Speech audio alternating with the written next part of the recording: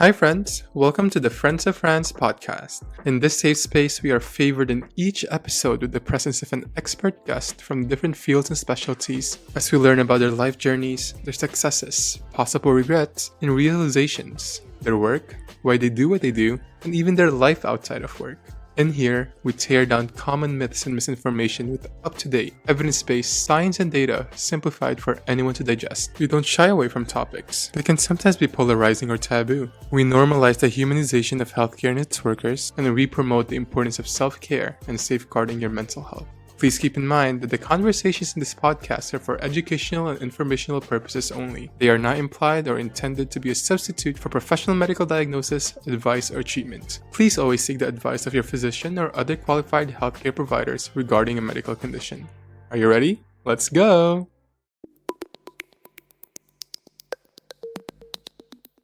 Hi, Hello, Dr. Bera. How are you doing? I'm good. I'm doing well, Christian. How are you? Good. It's been raining the past weekend here in New York Yeah. City, and it's a Monday, and I just came from work, so it's like a very chill day, and I've been looking forward to our live stream for a while. We've been planning this for, I think, even before the summer, right? I think even Yeah. springtime, if not mistaken, because we were talking about the pediatric vaccines, and then Yep. we Yep. rerouted a little bit to a topic that is actually very, very dear to me, and I know it's very dear to you. Thank you for being here. And if you could first please introduce yourself to everybody. Oh, thank you. Thank you so much for having me. I'm a big fan of the Oh, podcast. I've listened to yeah. so many episodes, and I'm so excited to really get into this conversation today. So for those of you who don't know me, my name is Arunima, or Dr. Bera, as I'm known in the hospital. I'm board certified pediatric intensivist, and currently I'm working as essentially, the inpatient pediatric specialist for my hospital that I work in a medically underserved area in Central California.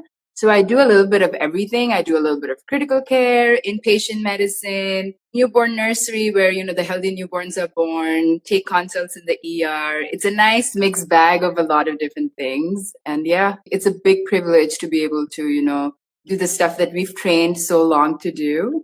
I absolutely love it. I love it. Yeah, so much respect because, oh my gosh, sometimes I can't deal with adults and I can't imagine more like children from.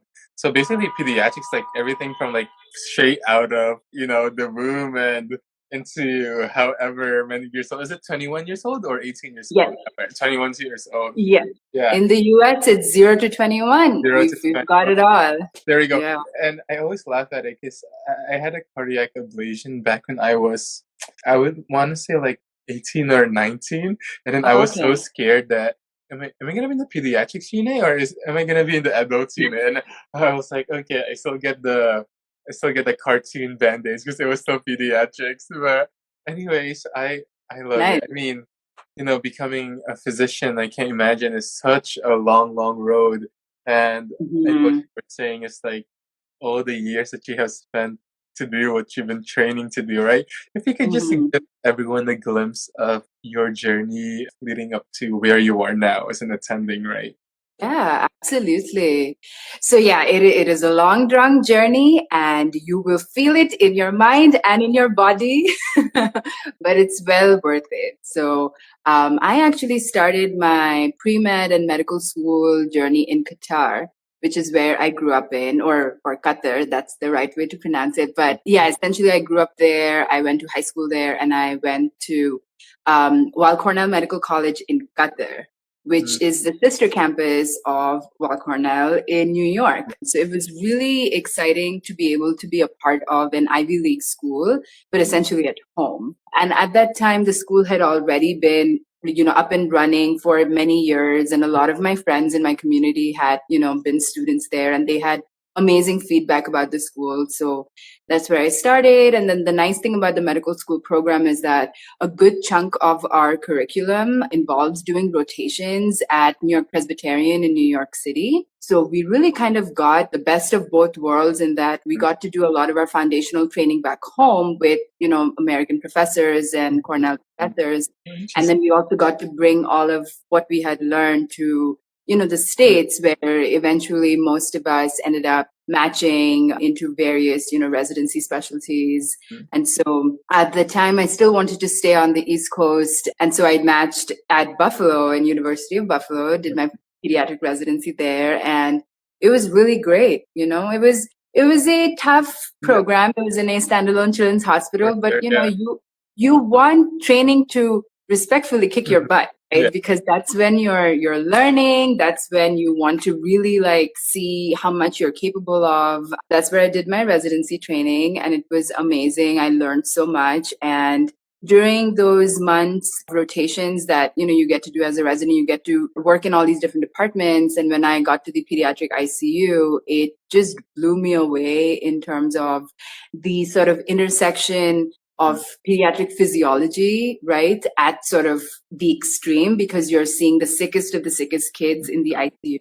So getting to experience that, and then also really getting to experience teamwork. And I just loved, just watching that and getting to be a part of that. And I was like, you know what, I want to study critical care. So then that made me move to the West Coast, and I did my critical care fellowship at UCLA, which was also a very, intense and formative experience, really for my career.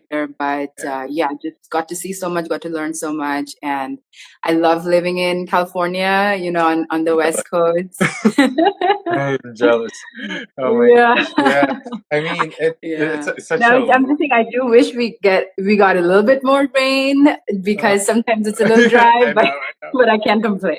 Yeah, each time I visit the West Coast, it rains, and they're you're bringing the Northeast energy all the way 2,000 miles away, right? I mean, all that being said, I mean, that's such an amazing experience, going to an Ivy League school, even though you're outside the United States. And then I can't imagine how grueling all of those residency and fellowship hours of training were, though we know why they need to be as grueling and as long as they should be, right? But I just wanted to know, what were your inspirations behind entering medicine in the first place and tagging that along to pediatrics? Why pediatrics? Was there a family member or a friend, personal experience within medicine, and then specifically in pediatrics, and then pediatrics ICU fellowship? Yeah, absolutely. So, I'll be honest, I wasn't really one of those kids who knew when she was 8 years old that she wanted to be a doctor. I really wasn't one of those people. In fact, when it came to choosing a college major and choosing, what I wanted to do, I really had to think a lot about it in high school. Because, I was a reasonably good student, I had a lot of interests, which can be both a boon and a tricky thing, right? Because you're trying to figure it out. But I think at the end of the day, when I just reflect back all these years, I think it was a gut feeling that I would really enjoy working with people and sort of building community in the context of healthcare with my interest in biology and the human sciences.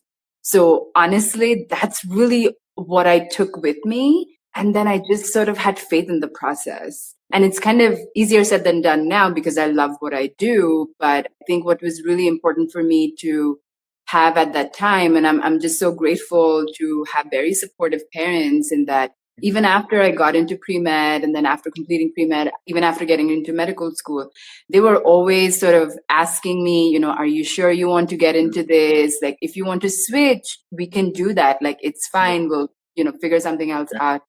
And that, just gave me a little bit of reassurance that I'm not doing this for anyone else, but for myself. Yeah. Right? Yeah. So, that's really what sort of kickstarted my journey and interest in medicine. And then, in medical school, in the latter part, you do a lot of rotations, and that's a great opportunity for you to figure out what subspecialty you want to go into, right? Or first with specialty. And so I have a younger sibling.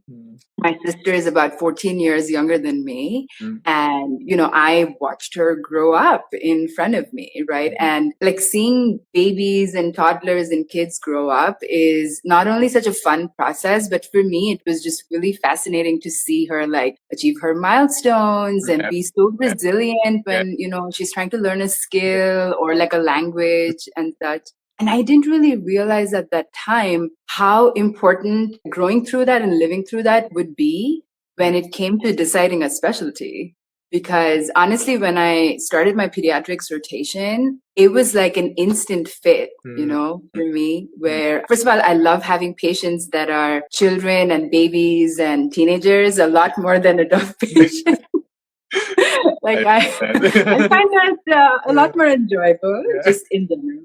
But yeah, that was kind of my jumping off point to then be like, oh, like pediatric physiology is actually very unique and it's very distinct from adult physiology. Like children are not just little adults, and you have to think about them very differently, just when it comes to how their organ systems work, how pharmacology works, how the process of recovery works, all of that. So yeah, so those were kind of the factors that got me into pediatrics. And then, like I mentioned earlier, when I got to the pediatric ICU, just seeing the camaraderie amongst, different people in the team, people offering their expertise, the nurses, the respiratory therapists, the other house staff, and then the physician kind of tying everything together in a situation that can be, pretty intense, right? Where you're dealing with very, very sick children, sometimes it's a matter of, survival or not, and you're dealing with their family. It was just an incredible opportunity for me to see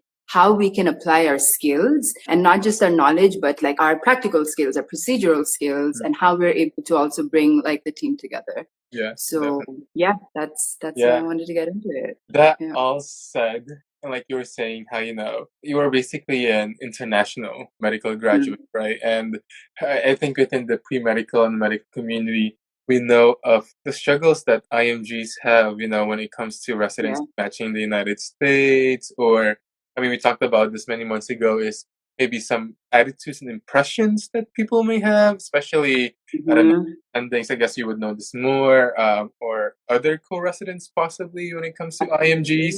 Given through all of that, I guess the struggles that may have derived from being an international foreign graduate and an immigrant, right, as myself, and just the nature of medicine itself, the studies and the trainings of so long, so arduous, so many sacrifices entailed. Here in the United States, I don't know how it is in different countries, but the financial burden that medical education has here, do you have any regrets through all of it all now that you are an attending and have, gone through all of the primordial aspects of the medical journey? Yeah. Thanks for asking that. It's absolutely something that I have thought about, many times, not just now that I'm an attending, but at multiple points in the journey, because like you mentioned, there's just it's so long, it's arduous. You're taking prime years of your life, going through it.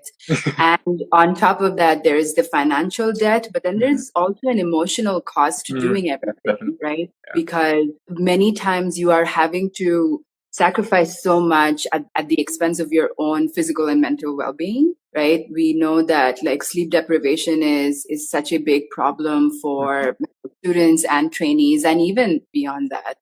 So, I'll be very real. There were moments when I was very burnt out.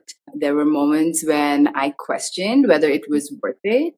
And I don't think I'm the only one. I think it's pretty natural for a lot of people to feel that. Again, because when you're working 6 days out of the week, right, you have barely any time for yourself. You're working like 80 plus hours. You're barely sleeping. You're missing out on family events, etc. That's a lot to sort of let go. But having said that, I'm just so extremely grateful that through all these years, I've had such an incredible support system, comprising of my mentors, my friends, my peers, my family members. It is so incredibly helpful to have other people go through the same, including IMGs. Everyone in my class that I graduated with were international medical graduates, and it was so important to have the support of people who knew exactly, what you were going through, right? With the added factor of my ability to stay and work in the US is tied to my immigration status, which is tied to my employment status, right? So the stakes are higher. So having said that, I'm just so lucky to have that kind of support system that has really helped me survive through all these stages. And at this point, again, I feel so lucky that overall in this tipping scale, the scale where I am happy and I feel blessed and I feel grateful to be able to do my job far, far outweighs any of those feelings of maybe a little bit of regret or, even burnout or just feeling like it has cost me greatly to be able to do this. It's no longer October, but let me tell you a horror story. I was working bedside as a nurse. 12-hour shifts, 12,000 to 15,000 steps per night, always exposed to dripping blood, pee, and other fluids. And guess what? I was wearing skateboarding shoes for almost a year. Because my feet were killing me, I switched to more comfortable sneakers, but had to go through 3 pairs because I would find new stains after shifts. And over time, as the pandemic came, I was too exhausted to think about my feet or even changing my footwear. I was then introduced to Clove, and I no longer had to do the thinking. To support the steps of those who dedicate their lives to caring for others, Clove collaborated with healthcare professionals and innovative designers to create a shoe that prioritizes the needs of those on the front line. These are sneakers designed for healthcare.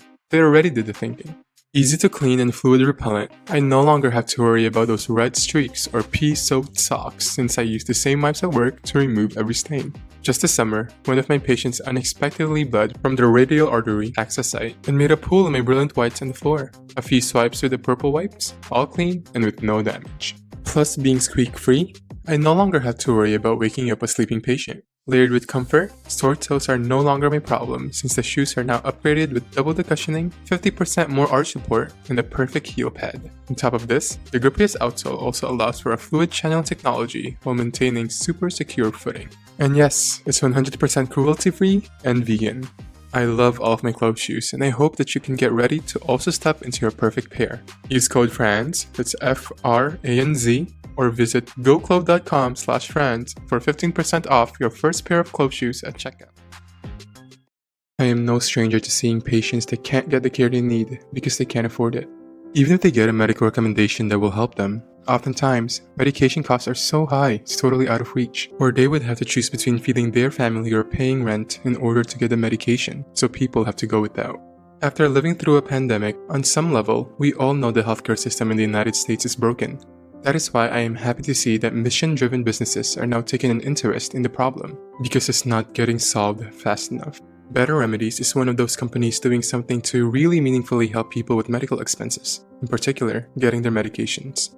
Better makes over-the-counter medication, think pain, gas, cough and flu, sleep, all the essentials for your medicine cabinet. For every box of Better Remedies sold, they cover the cost of someone's life-saving medication for a month.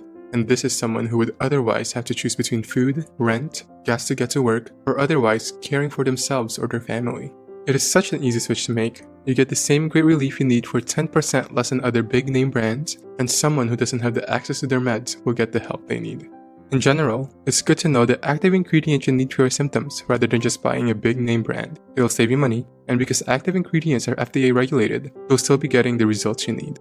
Plus, if you buy from Better, you are also helping someone else in a big way too. It's putting your headaches, farts, and insomnia to work. And that's something we can all feel better about. I've been buying my Better Remedies products at Walmart at any time I need to stock up. And you can do the same. Everything's priced about 10% less than the big brands, works just as well, and makes an impact on something that is really important and that I am personally very passionate about. Make the switch next time you need relief. You'll feel better and be doing some good.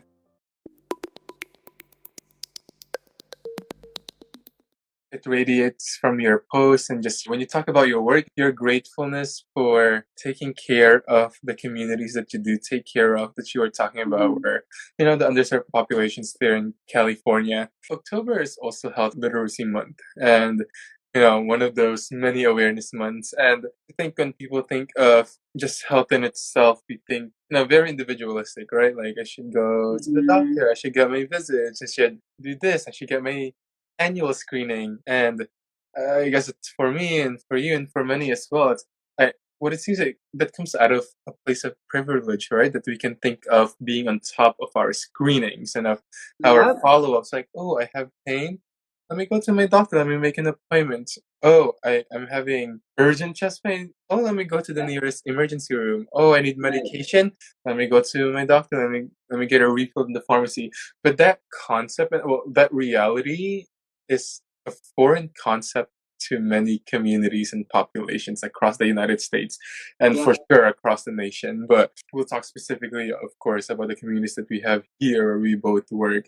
Just a preview. During my third year of nursing school, I did a volunteer event with Will Cornell called Heart to Heart, and we went to an uninsured and underserved community here in Brooklyn, New York. We did it in a church, and we saw so many people. And I won't forget this one woman who had high blood pressure, a very elevated blood pressure. And I said, "Oh, when was the last time that you saw your physician for a blood pressure screening?" And she said, "Oh, it's probably been about 15 years." And she wasn't even aware of what the parameters of elevated blood pressure would be. And and that's when I was, I could say that I grew up very privileged because I never thought of that concept for anybody, that one wouldn't have the chance to have seen their physician for many years, because of fear of cost. Well, also the fact that they do not know what they're looking for, what they need help for, right? And I think that is the breadth of your work, as a physician who's working in underserved populations. I want to know from your perspective as the attending and as the one who works, this is your bread and butter. What does underserved mean to you, right? And specifically, how does that definition mean in your expertise in pediatrics? Yeah. And thanks for sharing that. I mean, so many people have had that experience, especially here in the US, right? Of not having that sort of primary care. Yeah. So for me, now this is my third year working in a medically underserved area. And the more I have worked and the more I have interacted with the people in my community, I've realized that essentially the difference between a well-served area, right, or an area with resources and an underserved area, really at its core is how many barriers do you have in access to healthcare? How many barriers do you have in management of your health, right? So some of those barriers, and really there's a whole term for it, it's social determinants of health, right? So some of those most fundamental factors are, what is your housing situation like, right? What is your food security situation, right? What level of education, and not just education in the traditional sense, just what kind of guidance do you have in your community? Do you have it accessible in different languages and different cultural, context? Because when you don't have that, that is a very sure shot way of alienating whole groups of people. Right. So that at its very simplest way for us to conceptualize what a medically underserved area is really that the more barriers you have to accessing, quality healthcare, really the more underserved an area is at risk to be, right? And this is not just a zip code or a remote or a rural place. It could be areas within Brooklyn, like you mentioned. This could be communities within LA, right? Or even within bigger cities, because it all really just depends on how have we designed our healthcare systems to be able to benefit as many people as possible, right? And so in the area that I live in, the average literacy level is only really at fourth or fifth grade. That's sort of the statistic that I had, read about. But at the more sort of practical level, I mean, what does that really mean? That essentially means that not everyone may have a primary care physician, or not everyone may really have the awareness or know-how of when and for what to go to their primary care doctor, right? Versus just coming into the ER or coming into, an urgent care. So that's really what I have found it to be. And I've also found it because, pediatrics is so much more than just caring for the child. It's really caring for the family. And so if you have these barriers that affect the family, it's going to affect the child as well, right? And so what I've found is that when the family or when the adults have certain barriers, if they have poverty or if they have housing security, those things will potentially affect, the child's access to healthcare, also the quality of their healthcare. And we know that healthy children make healthy adults. And so when you're not able to remove those barriers, then you can sort of risk entire generations of people growing up, deprived of some very fundamental resources. So, Yeah, definitely. I mean, we always hear of the term like failure to thrive, failure to this, right? And many times it's also rooted in the very primordial years of life, right? Like how is mhm. nutrition going? How is the time that a child spends with their parents, especially the mom? But Yep. if mom needs to work, because they're living from paycheck to paycheck, those kind Mhm. of aspects are things I guess that well, I guess for the general population doesn't really appreciate in their mind, right? Because we don't go Yep. through it. Unlike Right. those, that's a reality for them, right? I read in an interview once where they said that even though poverty may be an extreme form also of underserved areas, but they said that poverty is not a concept, it's a reality for many, right? And Yeah. like you were also talking about how these different barriers, these different factors can definitely lead to disparities in access to care or failure to thrive and failure to grow and unhealthy entrance to adulthood because of how they are as children. What do you think are the biggest results of these barriers medical Mhm. wise, specifically for children? And I guess we can tie on along the parents as well, or the family or the Mhm. guardian, because what I noticed in pediatrics is just a compact thing, right? The patient is the children and the guardians and whoever's taking care of them. What have you seen personally in your specific center that this low literacy rate or poverty or poor housing conditions, what have you seen in these children specifically? Yeah, absolutely. I mean, that's just such an important conversation to have, right? So I'll give you this sort of case example, and it's actually a sort of public health crisis. I mean, I know we have lots of crises Yeah, going on, yeah, but yeah, it's something that, us as pediatricians are seeing a lot of.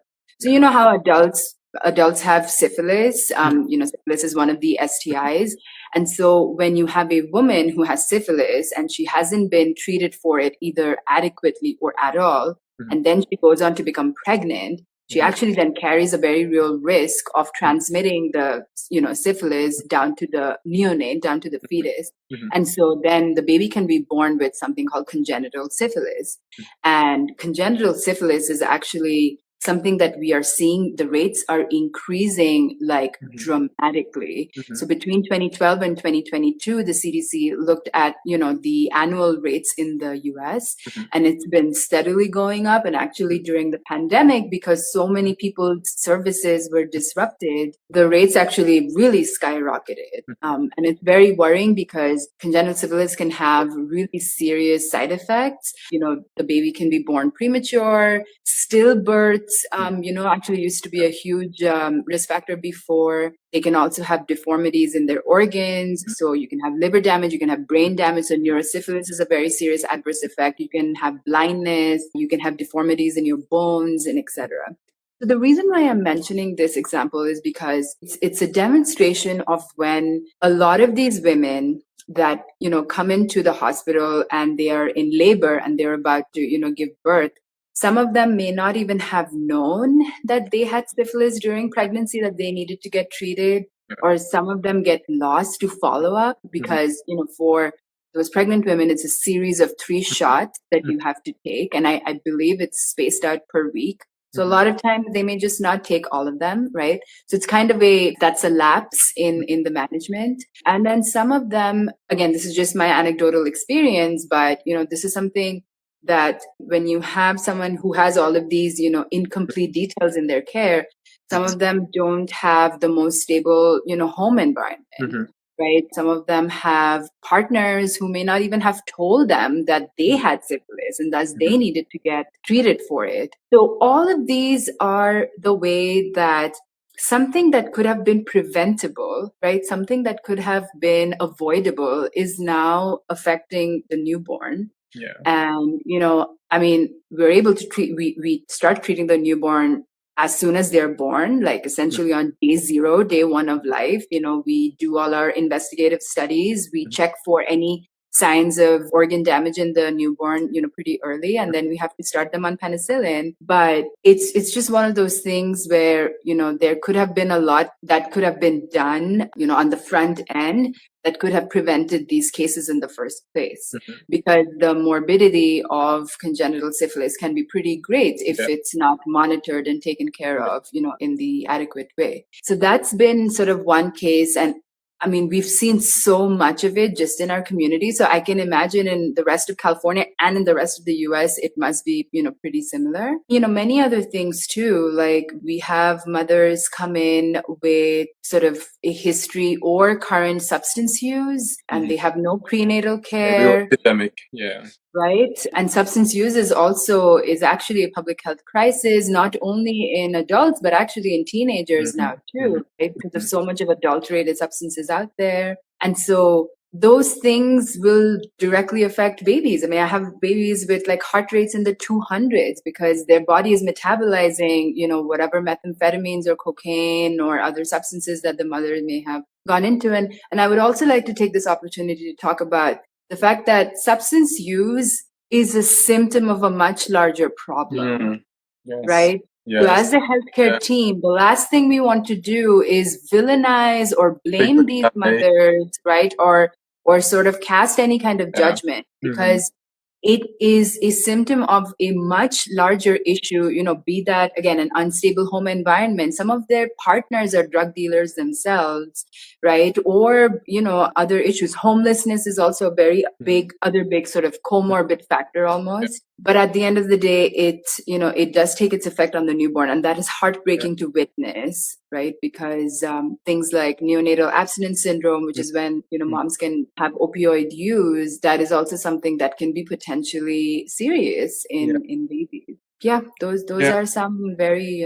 sort of striking examples. Yeah, definitely. I had NICU rotations during nursing school too, and I'm surprised by the amount of, abstinent babies, who are the byproducts of all the substance abuse from the parents, right? And like you were saying, Doc, that most of these women do not know.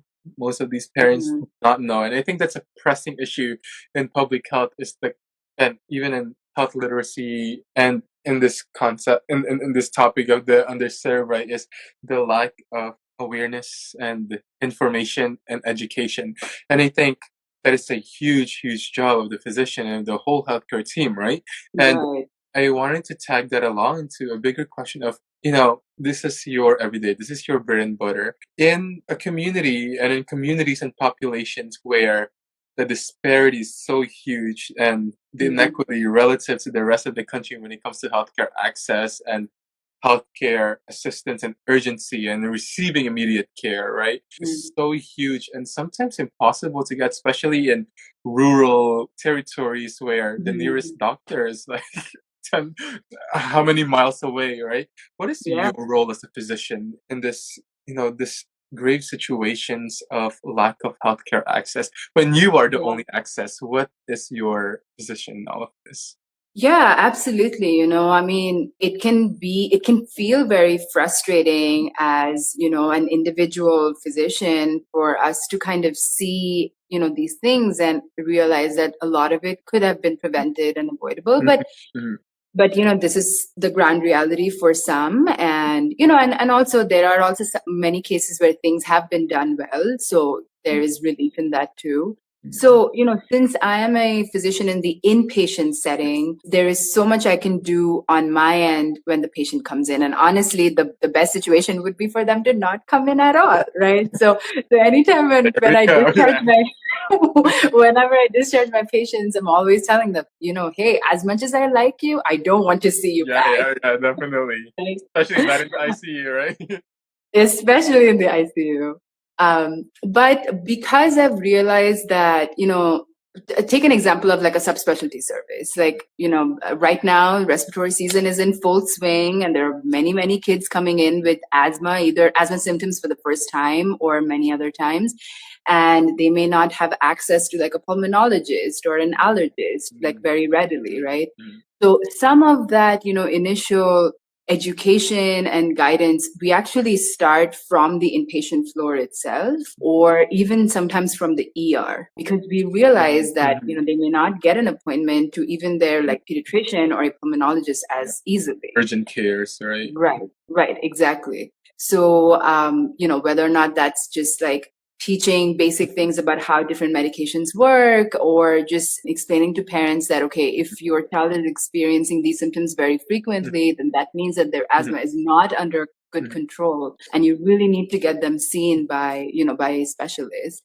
So a lot of those conversations I will try to have, within the scope of time that I do with the family, depending, if it's a teenager, sometimes I will touch upon, mental health or their school life, because all of that ties into what they're going through, right? So that's what I try to do on an individual level. Sometimes when we have patients discharged from the hospital, we will, follow up with their families, just making sure everything is okay and, they don't need any immediate assistance. It's really about collaboration. It's really about collaboration between when you have a hospital system and then you have a network of different clinics where doctors are also doing their jobs, and outpatient medicine is a whole other ball game, right? That is not easy. So it's all about being collaborative. It's all about, making sure that we know what the priorities of that community are, and making sure that if there are any gaps in the care that there are, how can we bridge those gaps? Because at the end of the day, we can aim for progress. And also at the same time, healthcare in the US is a completely capitalistic system. I was just going to say. Right. So there's really no concept of universal care. Like even with Medicaid or here, Medi-Cal, Medicare, it's not completely like guaranteed, right? And so I think now collectively, a lot of us are sort of feeling the constraints of working within that system. And so things like DPC, which is like direct patient care, which is independent of depending on insurance. I would love for a model like that, honestly, to be implemented in a more remote area. Because it means that people don't have to depend on their employer's insurance or even like Medicare, right? To be able to get the care.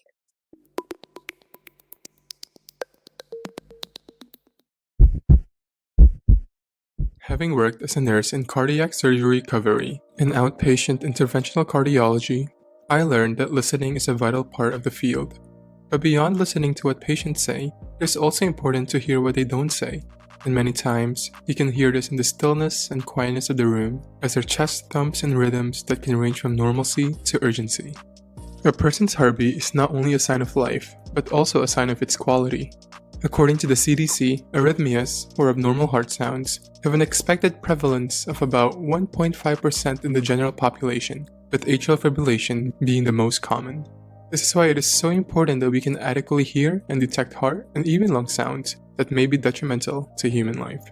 Echo provides smart digital stethoscopes, such as the 3M Littman Core digital stethoscope, that help you check for signs of heart and lung disease in seconds during physical exams with unprecedented enhanced stethoscope sound and automated detection. This is all through a quick pairing with your mobile device.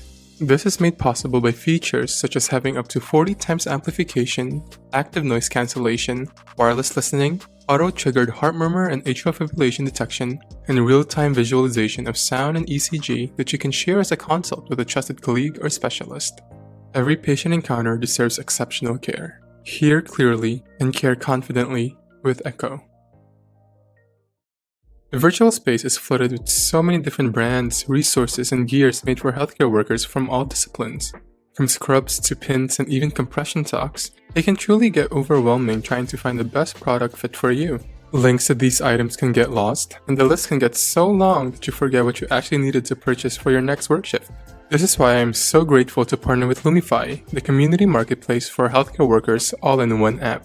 Finding the brands you love, discovering new tools, and accessing your resources and communities shouldn't be difficult. Instead of going to 50 different websites to access what you need, you can find it all on Lumify, where over 200 brands, organizations, and resources are united with one goal: to support healthcare workers. As a nurse-founded company, Lumify believes that all healthcare professionals deserve a trusting and supportive community of their peers. In Lumify, you can easily communicate with your peers to trade advice, share product recommendations, and discuss what resources are best to support you. You can even earn Lumify points on every purchase you complete, which you can save for product discounts. Whether it's mental health resources, or fluid-resistant shoes, hi Clove, or stethoscopes, hi Echo, or podcast, welcome to Franz of Franz. Lumify is trusted by over 75,000 healthcare professionals at the bedside and beyond, including myself. Enter this new healthcare ecosystem where you can get 10% off using the code LumifyFranz. That's LUMIFYFRANZ at lumifycare.com or the Lumify app available for download on iOS devices. It's a one-stop shop, and I hope you drop by.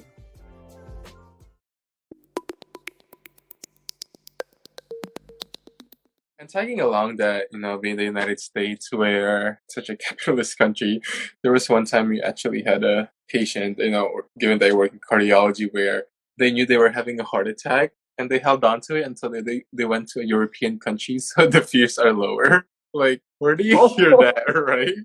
And so I wanted to segue that into in our final topics that, definitely in all these talks about underserved communities and healthcare access inadequacy or impossibility even in many territories, there's definitely a federal responsibility to this, right? There's definitely a governmental policies that needs to be in place when it comes to medication access, the price of insulin, stuff like these, all these logistics, definitely, federal, but also within just the healthcare system itself within us.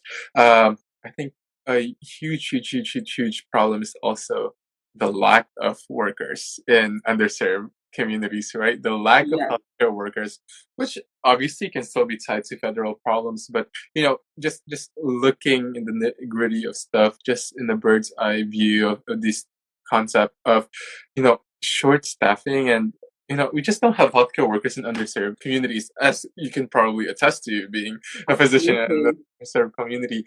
How do we fix this problem? How do we encourage, what would be your message, I would say, to healthcare workers to come in service into underserved communities in a world where the glory and the light may be more on surgical specialties and private companies, and financial aspect is obviously a very personal and true thing for all of us, right? And the gap between pay between surgical and private companies there is also disparity in that in underserved communities. Taking all of that into light, as a physician in an underserved community, how do we encourage people to enter service into these populations? Yeah, I'm so glad you've asked that. And yes, it is very true that even though we have on the outside, the US, we're so resource rich and we have the best of the best facilities and research and all that, that is not equally distributed at all, right? And the discrepancy between the haves and the have-nots is pretty staggering. So honestly, now that I am in a underserved community and having done so much of my training in these big city academic centers, I feel like more pre-medical, not even like medical school, more pre-medical programs and medical school programs should have these sort of tie-ups and start having programs where we send our students to some of these more remote locations. Because that will be the formative experience that, first of all, will give you so much learning, right? It will take you out of your bubble. You're going to experience life in a whole other community. That's how, honestly, I have grown so much, even just as a person, right? So in medical school, especially in the last year of med school, there are many months and many sort of opportunities to have electives in, a slightly more interior or inland part of whichever state you're in, where, even you as the student, you can reach out to your medical school and just ask that, hey, like, can I do a rotation here? Like, let's see how we can do that. And then to even extend that into training, right? So during residency and during ICU training, and that could be potentially a little bit tricky based on the curriculum and all of that. But if you have the will to do that, you can figure that out. I also feel like, going back to the medical school curriculum, I remember having like 3 courses in medical ethics, which I felt was not necessary, to be honest. Like, we don't need 3 courses in ethics. We need courses more in public health, especially about social determinants of health, because it is so intricately related to the healthcare that we provide, our patient outcomes, these things that we are involved in daily. So I do feel like we do need a little bit more formal education about the reality of healthcare, even the financial aspects of it, as, confusing as it can be. It's important for us to be exposed to, I mean, honestly, I feel like working in a medically underserved area now is sort of the education that I'm getting that I missed out on. That I didn't have when I was medical school block that you never had. Right. But I feel like if we introduce that early on, it's just going to shape more of our students' mind and our trainees, our future healthcare workers, really, to think about pathways, to think about careers that are not just isolated to like a big academic center or a private practice, right? There's absolutely nothing wrong with working in those settings. It's very aspirational, but there is a whole other, not just career, but also an opportunity really to make such a meaningful contribution to a whole community of people, So if that is one thing that I can use to incentivize people to come into healthcare in more underserved areas, that would be one. And one more thing that I would just like to mention, in the olden days, we used to have this very like sort of hierarchical relationship between, the physician and patients, or even physician and understaff. And while I don't feel like there should be that sort of like power imbalance, I do feel like, having worked as a physician and a trainee in, bigger academic hospitals, sometimes that relationship between a physician and a patient or patient's family can feel a bit transactional, right? Versus in the hospital that I've worked in as an attending now, just the level of reverence and the gratitude that people have for your work and for your contributions, that just makes you feel very valuable. Right. And it energizes you further to continue to work and to continue to provide value. That was just very heartwarming to see. Definitely. I mean, such a capitalist country, even healthcare has truly become a business, and the games of administration, right? And it's, I guess it's very humbling and very eye-opening to see communities like you serve, right? Where you see everything is really about like patients like need help, like they require the help because their life depends on it, and they don't have the resources to do so. And tying all of that together, and to close it up to, I guess, going to work, you see all of these, behind every child and every parent that you see on the bed or in the chair and that you talk to, there's such a story behind them, right? And we talked about all these barriers that they have. I mean, being in a medically underserved area, there are barriers that's very much so real for your patients. And I don't know, where is the nearest grocery store? Can they afford a grocery store? Can they afford their next medications? Do they even know they need medications? Because do they know what they need help in? I cannot imagine, as the physician, you took an oath to help people and to hopefully preserve the lives of people and to offer the best quality of care to others, right? In a land and in a sphere where resources may be lacking. And I can't imagine that internal dilemma and that, what they call, like, that moral injury of how much care you want to give, but how much care can we actually give in this aspect of resources? How do you separate your personal emotions from that? And I guess that ties on to the question is, how do you decompress from work out of all of this? Because I can't imagine, not just the physical toll as a physician, but the mental and emotional toll as a physician working in medically underserved community. Yeah, absolutely. And I'm so glad, you're asking this, because it's also acknowledging the fact that as healthcare workers, we also experience everything emotionally, just like any other human being would, right?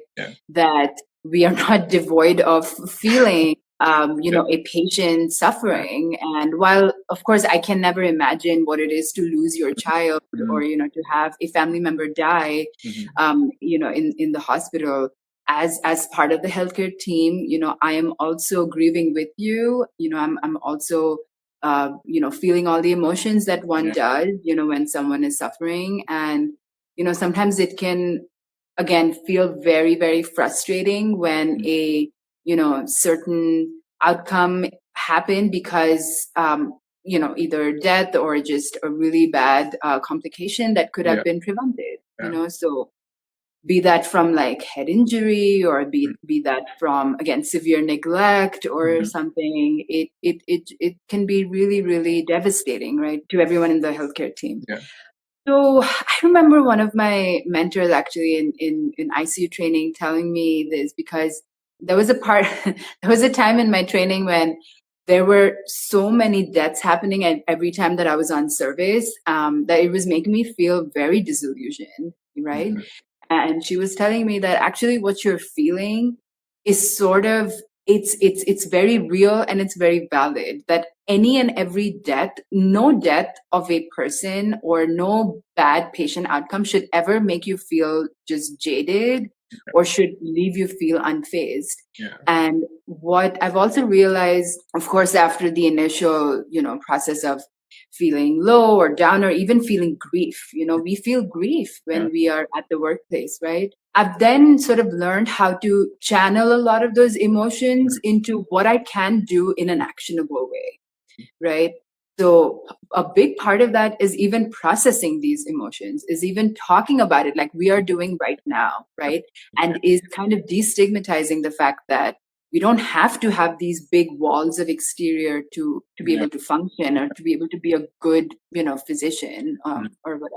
So how do I decompress? I think a big part of it is like, if I am feeling something, to let myself feel all of it. To use tools like I like to write sometimes when I want to get things out, and journal, or sometimes I'll be out in nature because it feels very meditative to kind of just be outside. I grew up with a lot of like creative arts, like music and poetry, etc. So these are things that have always given me so much joy, and they've made me feel more whole. They've also made me realize that ultimately, like, there is more to my life, or there is more to our lives than just this one, unfortunate thing. And I feel like it's extremely important for all of us to take care of yourselves, right? For you to take care of yourself, because that's how we can continue to show up and do more for, our community, people that we care about. So I want to ask you this too, like, how do you decompress? How do you take care of yourself? I eat. I love food. Yeah. I used to have a very not too long ago. It was a very complicated relationship with food, and there was a time I really enjoyed every food, and I think being on social media and being in this generation, but at the same time, it's like I love enjoying different tastes and different cuisines. So I think that's the way that I get to compress. I love watching shows that make me think, and and I think I love listening to like very calming music, like or Beautiful. Yeah. instrumentals. I mean, stuff, classical music, stuff like that, and I love to dance. So, I think those are things that help me also, like, separate Exactly. myself from a mind of work. Yeah. Yeah. Yeah. That's great. See, that's really wonderful. And again, it's so important to sort of, it's like making that inner child feel Yeah. seen, Yeah. right? And making us like our inner child happy. So Yeah. that's really Yeah. important. Yeah. Dog, Awesome. you radiate so much light. It's like brighter than my ring light here. Like Thank I can you. just tell how much you love being a physician and being a physician to these many communities who need you. It's Mm. like what I was saying when we were starting, right? I was recently scheduling my annual screening, my annual eye screening, my dental cleaning. It's like these things that are quote unquote like your responsibilities to yourself, right? Which is, I think, is a luxury. The fact that we're able to Absolutely. think that, oh, I should get this done, so I will, or I need to get this. But Mhm. for many people, it's like they have like immediate and urgent pain and concerns, but they don't have the means to get it addressed, right? Yeah. And so thank you so much for all of the beautiful work that you do. I am such a fan, and you are such an inspiration to me. Thank you so much for joining me. Oh, thank you. Thank you so much for having me. I loved having this conversation for you. And Yeah. I'm so excited for you and your personal journey. Thank you so Where it much. takes you. And this is not the last time that we will have a conversation. There's so Yes, much more to talk about. And yeah, absolutely. thank you so much, Doc. Have a great rest of the day. You Bye. too. Take care. Thank you. Bye Bye. bye. We have now reached the end of the story. Thank you so much for listening to this episode of Friends of Franz. I hope you had an enjoyable adventure learning about our expert guest, their work, and why they do the things that they do. Please check out the rest of the series available on all podcast platforms. Please also consider following the podcast on the platform that you prefer, turn on the alerts for new episodes so you don't miss new stories, and give us a rating to support the show. You can find more updates on the podcast's official Instagram at Friends of Franz Pod, or my personal Instagram at Chris Franz. That's without the I, because there is no I in team. I'm kidding. Someone already took the username. Have a great day or night, everybody!